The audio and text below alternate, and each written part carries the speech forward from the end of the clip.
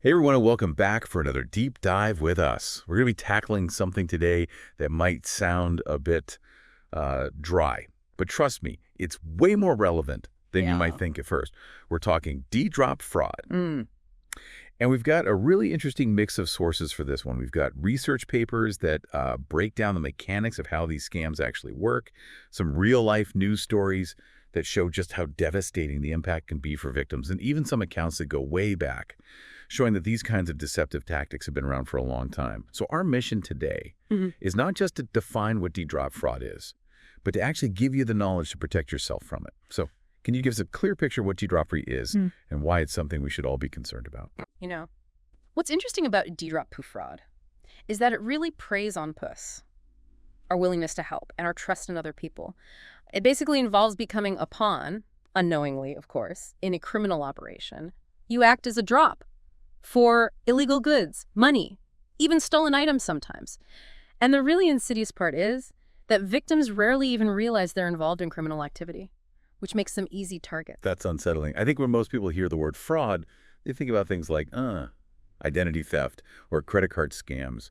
But the idea of unknowingly becoming a part of a criminal network is a whole other level of scary. Absolutely. And it's a lot more common than you might think. So let's break down the 5 main types of DROP fraud so you can get a better understanding of how these tactics work. Okay, what's first on the list? First up, we've got package reshipping. This is often disguised as something called a drop shipping scam. Huh. Scammers will use stolen credit cards or fake money to buy goods online, and then they'll recruit individuals, often through what seem like legitimate work-from-home job offers, to receive and reship these packages. So that work-from-home job posting that promises easy money for just forwarding packages could actually be a front for criminal activity. Exactly. These scammers are really good at what they do. They can create websites, Yeah. job listings that look totally legitimate, and they'll often target people who are looking for remote work or are in a tough spot financially. That's awful. I can see how people who are desperate for work could fall victim. Are there any red flags that Yeah. people should watch out for to avoid this? Absolutely. One major red flag is if the company asks you to use your own home address or your personal bank account for receiving and forwarding money or goods. Legitimate companies have their own systems for this kind of thing. That makes sense. You mentioned using bank accounts, Yeah. which brings us to the next type of DROP, right? Money laundering. Exactly. Money laundering schemes that use drop accounts or drop points are all about hiding where illegal money comes from. Think of it this way.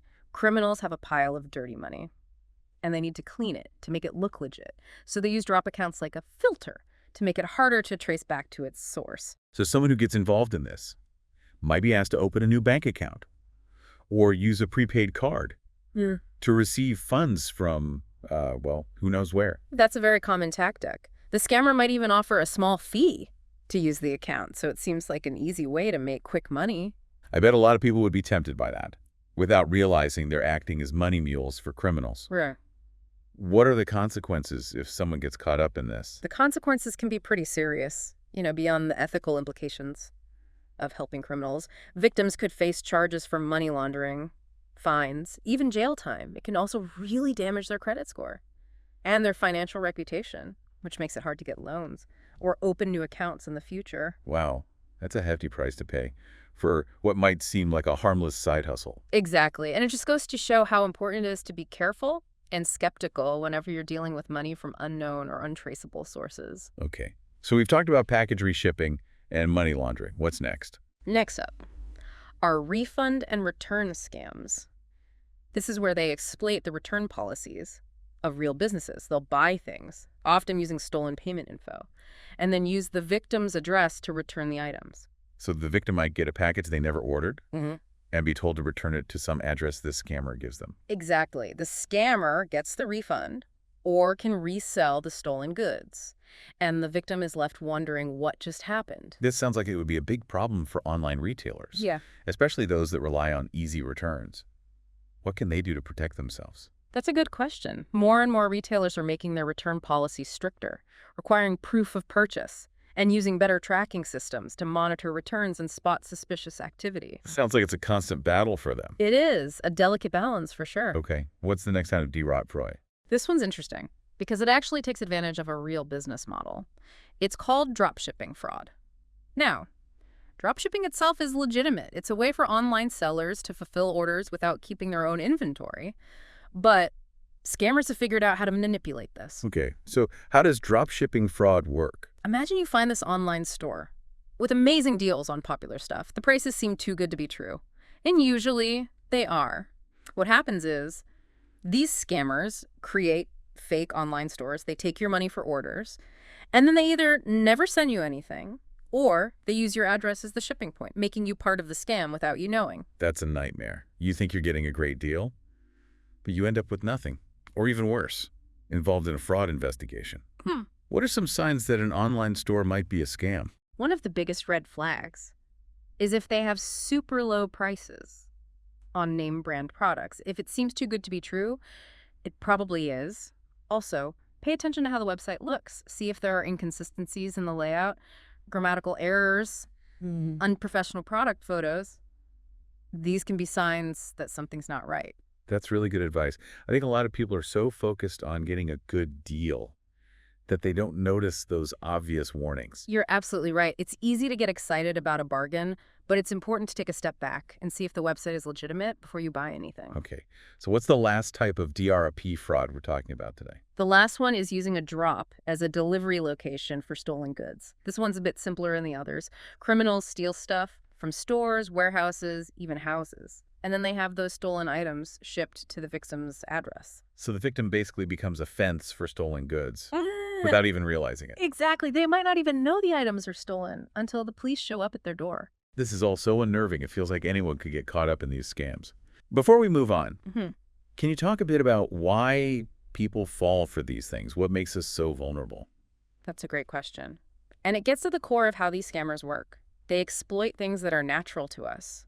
Our tendency to trust others, our desire for easy money or convenience, and sometimes our fear of missing out on a good opportunity. So they're basically playing on our emotions and our biases to get us to make bad decisions. Exactly. That's why it's so important to be aware of this. This has been really eye-opening. I'm sure our listeners are feeling a little uneasy now, but don't worry. In the next part of our deep dive, we'll talk about specific things you can do to protect yourself from becoming a victim of drop fraud. So stay with us. We'll be right back after a quick break. Sounds good. So welcome back. Before we move on to talking about how to protect yourself, I think there's another interesting thing about the word drop when we're talking about scams. What's that? Well, it's kind of cool how one word can have different meanings, especially in the world of fraud. Besides being used in drop sound schemes, drop can also refer to a type of confidence trick. It's called a drop swindle. A drop swindle? That sounds like something out of an old movie. Yeah, kinda. Yeah. These scams were more common in the past, but they still pop up sometimes. And knowing how they work can teach us a lot about the psychology of deception. Okay, I'm all ears. What exactly is a drop swindle? All right, picture this. You're walking down a busy street and someone, they're acting kind of clumsy, accidentally drops a wallet near you, and it's full of cash. I think I see where this is going. They're playing on our good nature, right? Exactly. The person who dropped the wallet, we'll call them the dropper, might act all upset and ask you to help them pick it up. Then they use a bunch of tricks and distractions, often with other people pretending to be just bystanders to convince you to give them some of your own money as a sign of good faith, or to prove you're honest. Wow, that's sneaky. It's like a bait and switch. Right. And what's interesting is how they use not just our helpfulness, but also our biases. We tend to trust people who seem flustered or in need, and we often don't question someone who seems like they know what they're doing. So even in simple situations, it's important to be aware and think critically. Absolutely. And, you know, Yeah. the drop swindle is just one type of confidence trick. These are scams that rely on gaining your trust through deception and manipulation. Are there other kinds of confidence tricks we should know about? Oh, yeah, definitely. Two others that are pretty interesting are the pigeon drop and the Jamaican switch.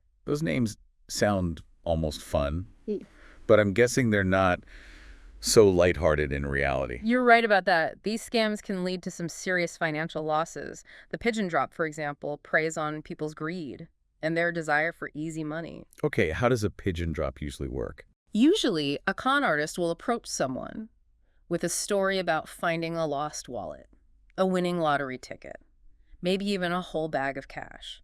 They then come up with this elaborate story about needing to split the money, but being too scared to go to the authorities. for some made-up reason. So they tempt the victim with this found money. Right. And they often have someone else who's actually in on the scam, pretending to be a random stranger, to back up their story and make it seem more believable. They might even let the victim hold the money for a bit to make them feel like it's theirs. And then they get the victim to hand over some of their own money as a way to show they're trustworthy or something. Exactly. And once they have the victim's money, they disappear, leaving the victim with nothing but a hard lesson learned. These scams often target people who are vulnerable, people who are easily swayed by promises of quick cash or by appeals to their empathy. It just goes to show that if it sounds too good to be true, it probably is. Exactly. Now, the Jamaican switch, that one takes deception to a whole new level. Okay, tell me about this Jamaican switch. What makes it so different? Imagine a street magic show gone wrong. It often starts with a con artist approaching someone in public, saying they found a lot of money.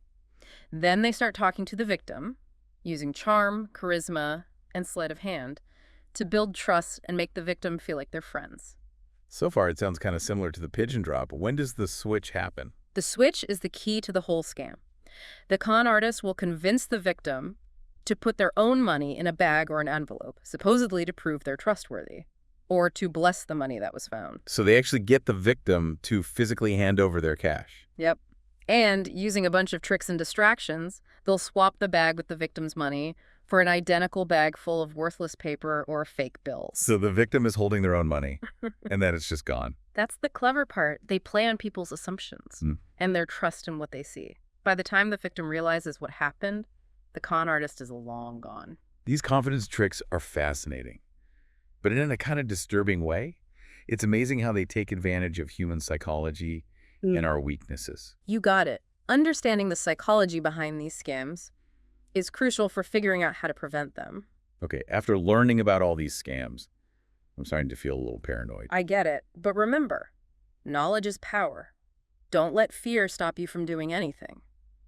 By knowing about these tactics and taking simple precautions, you can really lower your risk of becoming a victim. You're right.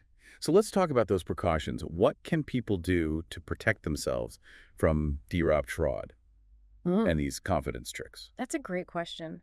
And it leads us perfectly into our next section. But before we get into specific strategies, it's important to remember that these scams are always changing. Criminals are always coming up with new ways to exploit people. So it's not enough to just know about the scams we talked about today. We have to stay alert and adapt as new threats pop up. Exactly. It's a lifelong learning process. But don't worry, we'll give you the knowledge and tools you need to stay safe in this constantly changing world of scams and deception. All right, let's hear those strategies. Tell us how we can protect ourselves from these criminals. Okay, so let's get practical.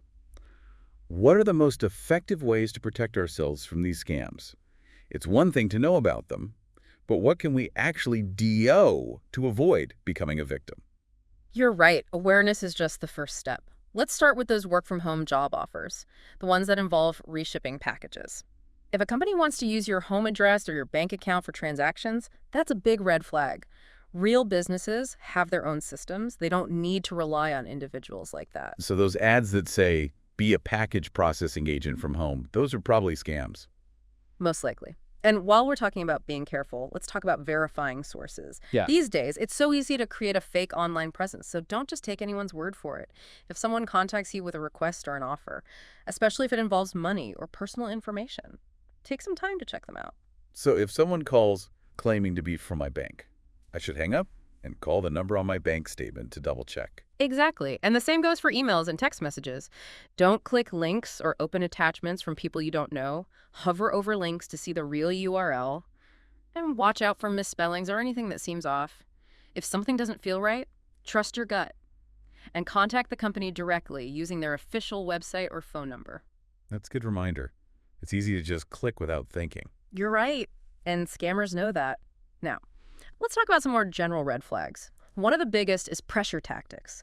If someone's trying to rush you into a decision without giving you time to think, that's a warning sign. Like those limited time offers that pressure you to act now? Exactly. Real opportunities don't disappear that quickly. Take your time, do your research, and talk to someone you trust before making big financial decisions. Good point. What about requests for personal information? How much is too much? It feels like every website wants my email address these days. It's true that you have to share some info online, but be really careful about giving out sensitive stuff. like your social security number, bank account details, or passwords, especially over the phone, or on websites that don't look secure. So if a website asks for my social security number just to look at their products, Yeah, that's a bad sign. definitely. Real businesses have secure ways of handling that kind of information. They wouldn't just ask for it like that. Okay, so we've talked about job offers, verifying sources, Yeah. and watching for red flags. What else? Let's talk about return policies. Understanding how returns work, especially for things you buy online, is super important. Like we said before, scammers use loopholes in these policies to commit fraud. Right, so it's important to be an informed shopper. We should all read and understand the return policy before we buy anything online. You got it. Pay attention to how long you have to return something, any restocking fees, and whether you can return it to a store or if you have to mail it back. Knowing these details can save you headaches later. Great advice. And lastly, let's talk about monitoring your accounts. That's one of the most important things you can do to prevent fraud. Checking your bank statements, credit card statements, and online accounts regularly is key to catching suspicious activity early. So don't just ignore those statements. What should we be looking for? Look for any transactions you don't remember, even small ones. Pay attention to recurring charges that seem weird, or merchants you don't remember using if anything looks off. Call your bank or credit card company right away. It's always better to be safe than sorry. I agree. Well, this deep dive into DROP fraud and confidence tricks has been really informative. A little scary, to be honest. It's unsettling to see how common these scams are. Yeah, but remember, knowing about them is the best defense. I think that's a great takeaway. A huge thank you to our expert for being here today and sharing all this valuable information. And to our listeners, stay vigilant, stay informed, and stay safe. Until next time.